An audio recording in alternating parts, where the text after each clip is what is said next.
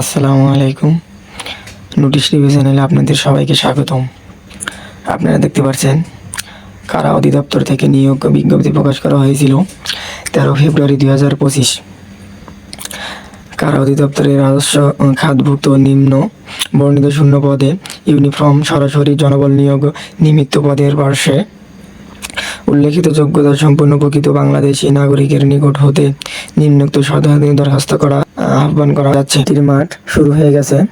যাদের SMS আছে তারা এই প্রসেসে অ্যাডমিট কার্ড ডাউনলোড করে 17 তারিখে মাঠ করতে যাবে। যে কোনো সার্চ ব্রাউজারে গিয়ে jail police admit card download বা আমি লিঙ্ক ডিসক্রিপশনে দিয়ে রাখবো, এখানে ক্লিক করার পর এই ইন্টারফেসে নিয়ে আসবে। এখানে মোবাইলে আসা ইউজার আইডি এবং পাসওয়ার্ড দিয়ে লগ ইন করতে হবে।